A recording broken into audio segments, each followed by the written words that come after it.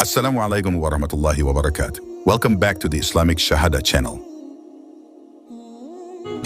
This is the miracle of the Islamic religion, which was able to grow rapidly in all corners, to the far west and the far east. Now I will briefly discuss the entry of Islam into the bamboo curtain country, namely China. Also how Islam is in China today.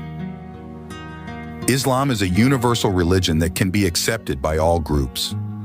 The principles of tolerance, tasamu, moderation, tawasuth, justice and balance, tawazun, have made the religion of Islam spread and develop rapidly throughout the world, even to East Asia, namely China. This can be seen from the historical heritage in China in the form of mosques and buildings with Islamic patterns. This amazes me. The entry of Islam to China in the 7th century was through the arrival of envoys from the Caliph Uthman bin Affan, a friend of the Prophet Sa'd bin Abi Waqqas, and 15 other envoys to meet Emperor Eng Hui from the Tang dynasty, 618-907. They were welcomed openly. Not long after the arrival of the envoy of Caliph Uthman bin Affan, a mosque was built called the Xijiang Mosque, Guangzhou in 627. This mosque was later known as the oldest mosque in China. Islam also spread in China via trade routes, namely the Silk Road land, where most of them adhered to the Hanafi sect. There are also those who passed the Lada Sea route, and most of them are of the Maliki sect. They were traders from Arabia and Persia. The Chinese people who first converted to Islam came from the Hui-Kui ethnicity. Since then, Islam has become increasingly popular among Chinese people. Even when the Song dynasty, 960-1279, came to power, a number of Muslim traders in China controlled the export and import industry. The government always gives the position of Director General of Shipping to Muslims. Some Muslim men identify with Chinese Muslim names, for example Mo, Mai, Mu, Muhammad, Ha, Hassan, and Sai, Said. At that time, there were 136 million Muslims in China, and they even wanted to become the majority religion in China. The Islamic religion is synonymous with good and noble morals.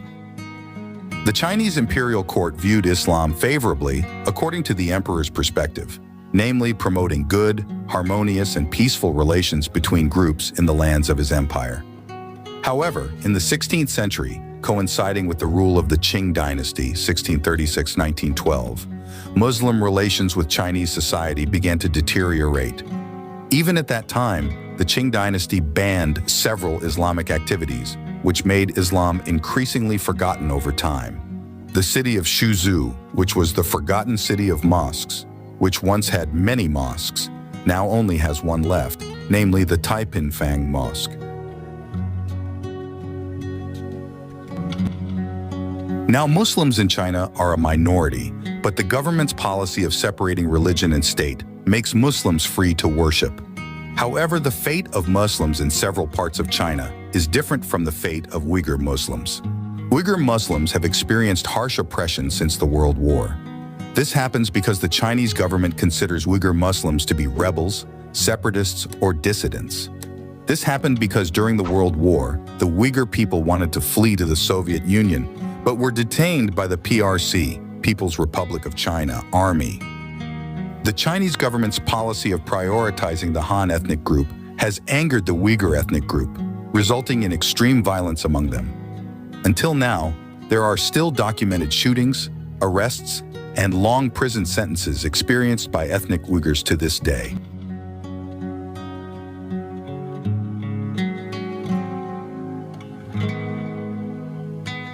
Seek knowledge as far as China. This hadith is very popular for anyone who knows the beauty and history of Chinese culture. For Muslims all over the world, China is known as a country with an interesting spread of Islam and leaving behind an impressive Islamic cultural heritage. Here are the names of Muslim villages in China. Urumqi in Mongol means beautiful grassland. Urumqi is the capital of Xijiang province. Cultural tourist attractions in this area include the Xinjiang Museum and the Yanghang Mosque, aka the Tartar Mosque. Urumqi increasingly spreads its charm with its panoramic views of Mount Tian Shan and Tiachi Lake, or Heavenly Lake, which is located around the bluish snow mountains. In Urumqi, there is also the Kazakh Yurt Muslim village, which is located in the middle of the grasslands. Kazakh Yurt residents live by setting up tent houses. Turpan. Turpan is known for its performing arts of Uyghur singing and dancing surrounded by a vine fence. Meanwhile, as a historical place, Turpan has the Sugong Ta Mosque, Emin Minaret Mosque, the largest mosque in Xijiang province, and an ancient underground irrigation system called Karez in the Jiaohe area. In Turpan, there is a Muslim community known as Uyghur Muslims. Dunhuang. Dunhuang is one of the most important Silk Road areas in the spread of Islam to China. Dunhuang is known for its unique geographical location between grasslands and beautiful mountain foothills. Kashgar. This area is very thick with the life and customs of the Uyghur Muslim community. Understandably, Kashgar is the region where the Uyghur tribe was born 2,000 years ago. In Kashgar, there is the Id Ka Mosque, which is said to be the symbol of Kashgar. The mosque was built in 1442.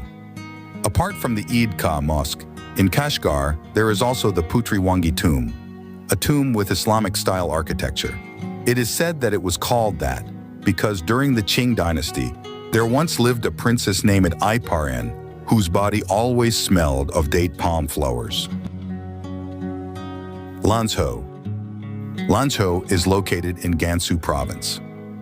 The Muslim population in this area is quite large. Here there is the largest mosque called Shiquan, which was built with traditional Arabic-style architecture. Apart from Shiquan, other tourist attractions are the Water Wheel Park and the Gansu Museum. Linxia. Linxia is said to be the little Mecca of China. The reason is, along the foot of the mountain in this area, there are many Muslim villages with hundreds to thousands of mosques built in a style that combines Chinese and Arabic architecture.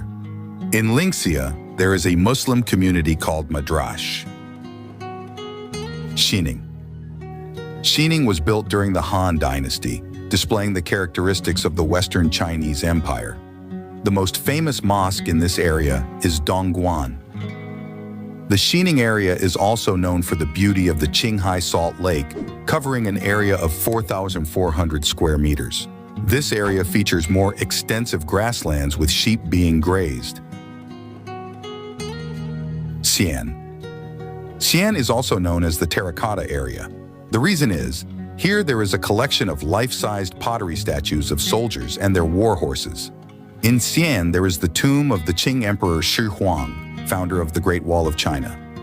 In Xi'an lives a Muslim community called Beiyuan Min. This community mostly makes a living by trading or opening shops. The items he sells are antiques, calligraphy, and paintings.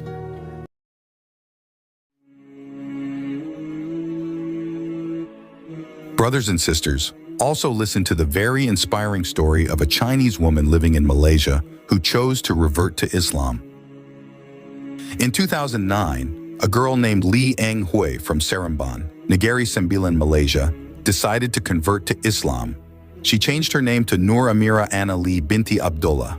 Amira embraced Islam because she was amazed by its teachings.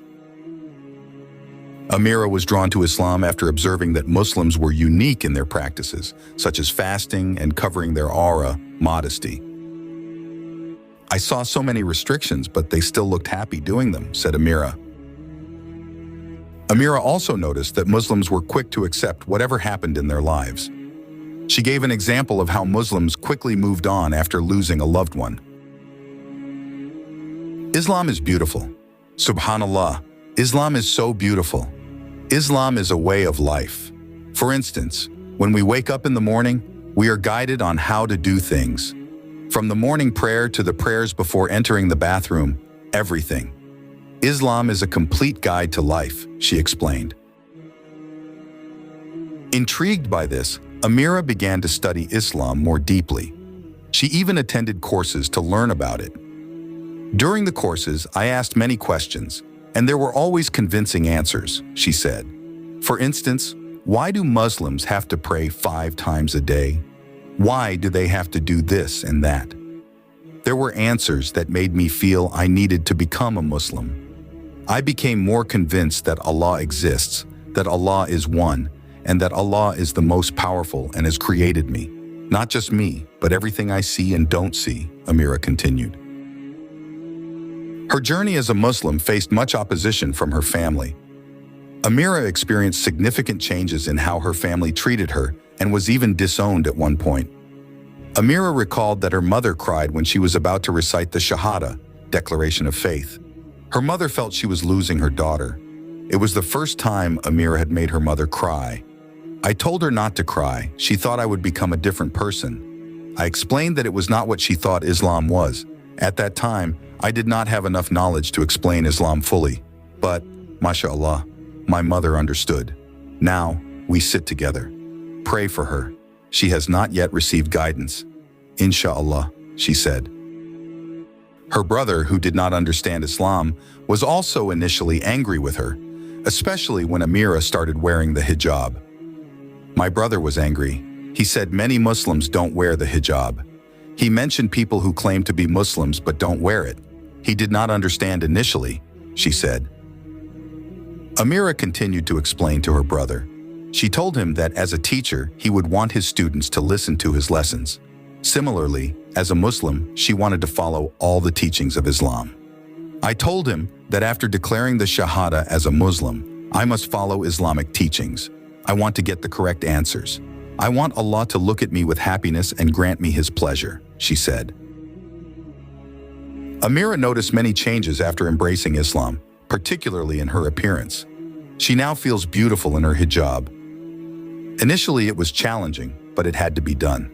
My family might feel uncomfortable eating together, having to find halal restaurants. But we must strengthen our faith and seek halal food for Allah, she explained. Amira faced many challenges after becoming a Muslim. She had to quit her job because the company did not allow her to cover her aura. It was a tough test, leaving a job I was used to. Starting over was not easy.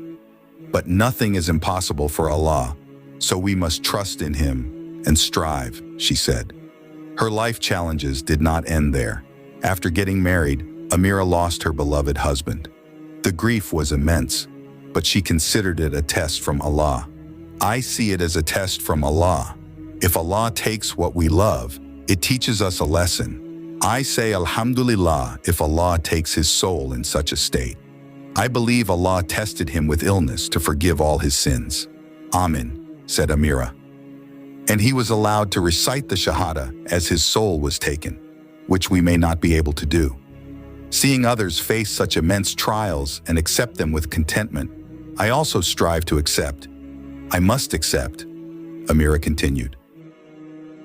She also gave messages and motivation to new converts to Islam. According to Amira, Islam is beautiful and makes a person better.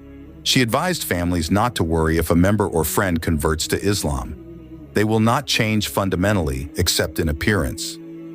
Families should not worry. Islam values family ties. It is forbidden to say that after converting to Islam, one cannot return home or eat with the family. This is not accurate, Amira concluded. That's all for this video. Thank you for watching until the end. See you in the next video. Wassalamu alaikum wa rahmatullahi wa barakatuh.